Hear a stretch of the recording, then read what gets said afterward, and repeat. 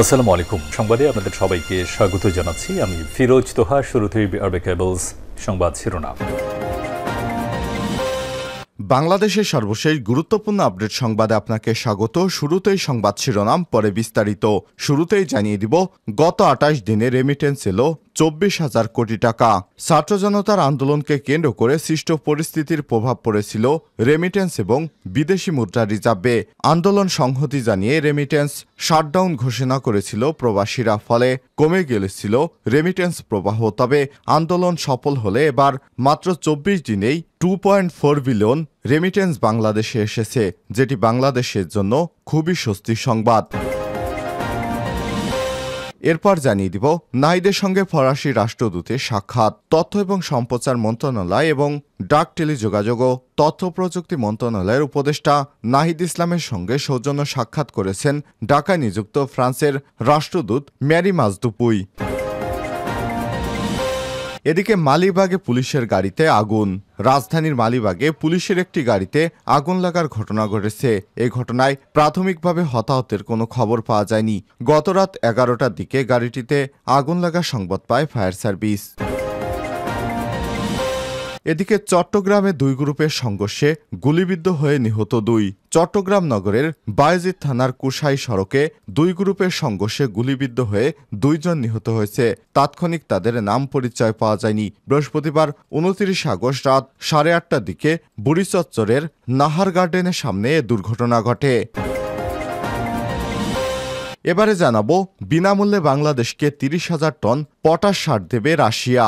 Russia বিনামূল্যে বাংলাদেশ সরকারকে ৩০,০০০ ton potash সরবরাহ করবে বলে জানিয়েছে বাংলাদেশে নিযুক্ত রাশিয়ার রাষ্ট্রদূত আলেকজান্ডার মন্টিটস্কি। এবং সর্বশেষ জানিয়ে দিব, সুমন শিকদার হত্যা মামলায় সাবেক বাণিজ্যমন্ত্রী টিপু মুনশির ৪ দিনের রিমান্ড। রাজধানীর বাড্ডা ফুজি টাওয়ারের সামনে সুমন শিকদারকে গুলি করে হত্যার অভিযোগ করা মামলায় সাবেক বাণিজ্যমন্ত্রী টিপু মুনশির ৪ দিনের রিমান্ড মঞ্জুর করেছে আদালত। প্রিয় দর্শক, এতক্ষণ শুনছিলেন সংবাদ শিরোনাম, এবারে বিস্তারিত। তবে তার আগে বন্ধুরা, অনুরোধ থাকবে এই সংবাদটিতে একটি লাইক দিন। এই চ্যানেলে আপনি নতুন হয়ে থাকলে আমাদের সংবাদটি দেখতে দেখতে চ্যানেলটি সাবস্ক্রাইব করে রাখুন। কমেন্ট করে আপনার মূল্যবান মতামত জানিয়ে দিন বন্ধুরা, আপনি বিশ্বের কোন দেশ থেকে বা বাংলাদেশের কোন স্থান থেকে আমাদের সংবাদটি দেখছেন এবং শুনছেন। এবারে বিস্তারিত।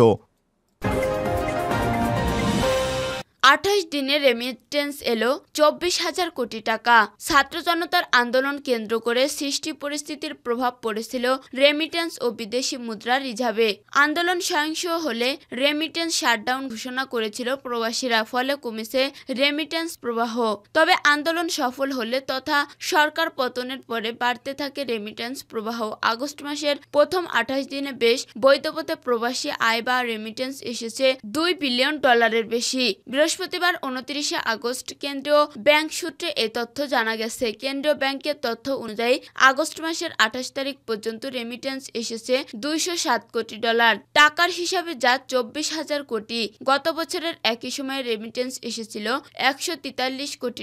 সে হিসেবে রেমিটেন্স প্রবাহ বেড়েছে ৩১%। গত জুলাই মাসে $191 কোটি মার্কিন রেমিটেন্স দেশে পাঠিয়েছিলেন প্রবাসীরা, যা গত ১০ মাসের মধ্যে সর্বনিম্ন ছিল। কেন্দ্রীয় ব্যাংকের তথ্য বলছে, গেল ২৩-২৪ অর্থ বছরের প্রথম মাসে জুলাইয়ে রেমিটেন্স এসেছিল $197 কোটি ৩১ লাখ, আগস্টে $159 কোটি 94 লাখ, সেপ্টেম্বর মাসে $133 কোটি 43 লাখ, অক্টোবরে $197 কোটি 14 লাখ, নভেম্বরে $193 কোটি, ডিসেম্বরে $199 কোটি 12 লাখ, ২০২৪ সালের জানুয়ারিতে $201 কোটি ৩১ লাখ, ফেব্রুয়ারিতে $216 কোটি 45 লাখ, মার্চ মাসে $199 কোটি 70 লাখ, এপ্রিলে এসেছে $204 কোটি 42 লাখ, মে মাসে এসেছে $225 কোটি 38 লাখ এবং জুন মাসে এসেছিল $254 কোটি 16 লাখ মার্কিন ডলার। জুলাই মাসে আসে $191 কোটি রেমিটেন্স। নাহিদের সঙ্গে ফরাসি রাষ্ট্রদূতের সাক্ষাৎ। তথ্য ও সম্প্রচার মন্ত্রণালয় এবং ডাক, টেলিযোগাযোগ ও তথ্য প্রযুক্তি মন্ত্রণালয়ের উপদেষ্টা নাহিদ ইসলামের সঙ্গে সৌজন্য সাক্ষাৎ করেছেন ঢাকায় নিযুক্ত ফ্রান্সের রাষ্ট্রদূত মেরি মাসপুই। বৃহস্পতিবার 29 আগস্ট সচিবালয়ে উপদেষ্টার কার্যালয়ে উভয় পক্ষের মধ্যে এক সাক্ষাতের পর্ব আয়োজিত হয়। ডাক, টেলিযোগাযোগ ও তথ্য প্রযুক্তি মন্ত্রণালয়ের পক্ষ থেকে এক সংবাদ বিজ্ঞপ্তি এই তথ্য জানানো হয়। সাক্ষাৎকালে উপদেষ্টা নাহিদ ইসলাম সম্প্রতি ছাত্র জনতার গণ অভ্যুত্থানের মধ্য দিয়ে অর্জিত স্বাধীন বাংলাদেশ ফ্রান্সের রাষ্ট্রদূতকে স্বাগত জানায়। ফ্রান্সের প্রতি বাংলাদেশের মানুষের সবসময় আগ্রহ ছিল বলেও উল্লেখ করেন তিনি। এ সময় ফরাসি রাষ্ট্রদূতের উদ্দেশ্যে উপদেষ্টা বলেন, বেশ কয়েক বছর ধরে ডিজিটাল বাংলাদেশ, স্মার্ট বাংলাদেশের কথা শুনলেও এক্ষেত্রে অনেক দুর্নীতি এবং অনিয়ম রয়েছে। যে পরিমাণ অর্থ এসব প্রকল্পে বিনিয়োগ করা হয়েছে তার সুফল পুরোপুরিভাবে বাংলাদেশের জনগণ পায়নি। উপদেষ্টা আরও বলেন, দুর্নীতির জায়গাগুলো প্রাথমিকভাবে তদন্ত করছি। বাংলাদেশের আইসিটি সেক্টরে কাজ করার সুযোগ রয়েছে। দেশের যুব সমাজ তথ্য প্রযুক্তিতে পারদর্শী এবং তারা এই সেক্টরে কাজ করতে আগ্রহী। অপরদিকে ৭১ টিভি এবং ফারজানা রূপার বিরুদ্ধে বেশ কিছু গুরুতর অভিযোগ রয়েছে, সেগুলো তদন্ত করে ব্যবস্থা নেওয়া হবে। আমরা একটি নতুন বাংলাদেশ তৈরি করতে চাচ্ছি যেখানে সবাই তার মতো স্বাধীনভাবে প্রকাশ করতে পারে। সাক্ষাতের শেষ সময় পারস্পরিক সহযোগিতার আশ্বাসের মধ্য দিয়ে আলোচনা শেষ হয় বলে সংবাদ বিজ্ঞপ্তিতে উল্লেখ করা হয়। সাক্ষাৎকালে ডাক ও টেলিযোগাযোগ বিভাগের সচিব ডক্টর মোহাম্মদ মুশফিকুর রহমান, তথ্য ও যোগাযোগ প্রযুক্তি বিভাগের সচিব মোহাম্মদ শামসুল আরেফিন সহ মন্ত্রণালয়ের ঊর্ধ্বতন কর্মকর্তারা উপস্থিত ছিলেন। মালিবাগে পুলিশের গাড়িতে আগুন। রাজধানীর মালিবাগে পুলিশের একটি গাড়িতে আগুন লাগার ঘটনা ঘটেছে। এ ঘটনায় প্রাথমিকভাবে হতাহতের কোনো খবর পাওয়া যায়নি। বৃহস্পতিবার 29 আগস্ট রাত 11:30টার দিকে গাড়িটিতে আগুন লাগার সংবাদ পায় ফায়ার সার্ভিস। বিষয়টি নিশ্চিত করে ফায়ার সার্ভিসের নিয়ন্ত্রণ কক্ষের ডিউটি অফিসার রাকিবুল হাসান বলেন, মালিবাগ ফ্লাইওভারের উপরে পুলিশের একটি গাড়িতে আগুন লাগার সংবাদ পেয়েছি আমরা। ফায়ার সার্ভিসের 2টি ইউনিট দিয়ে আগুন নিয়ন্ত্রণে নিয়ে আসে। প্রাথমিকভাবে আগুন লাগার কারণ ও ক্ষয়ক্ষতির প্রমাণ জানায়নি। তবে স্থানীয় সূত্রে জানা গেছে, হঠাৎ করেই পুলিশের গাড়ি জ্বলতে দেখা যায়। গাড়ির বানেট খোলা ছিল। ধারণা করা হচ্ছে যান্ত্রিক ত্রুটির কারণে পুলিশের গাড়িতে আগুন লেগেছে। আগুন লাগার পরে গাড়ির ভিতরে এবং সামনের অংশ দাউ দাউ করে জ্বলছে।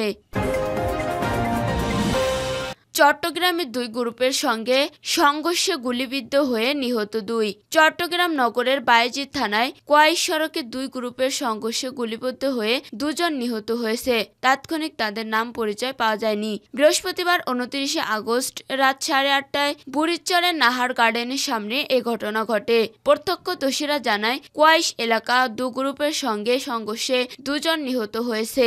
আহত হয়েছেন অন্তত 20 থেকে 25 জন। আরও 2 জনের আশঙ্কা অবস্থাজনক। আহতদের এবার কেয়ার হাসপাতালে ভর্তি করা হয়েছে। বিষয়টি নিশ্চিত করেন বায়েজিদ বোস্তামি থানার ওসি সঞ্জয় কুমার সিনহা। কালবেলাকে বলেন, থানার গার্ডেনের সামনে 2 জন গুলিবিদ্ধ হয়ে মারা যান। তাদের মরদেহ এবার কেয়ার হাসপাতালে রয়েছে। আমরা ঘটনাস্থলের পথে রয়েছি। কিভাবে কি হয়েছে তা পরে বিস্তারিত জেনে জানাবো। বিনামূল্যে বাংলাদেশকে 30,000 টন পটাশ দেবে রাশিয়া।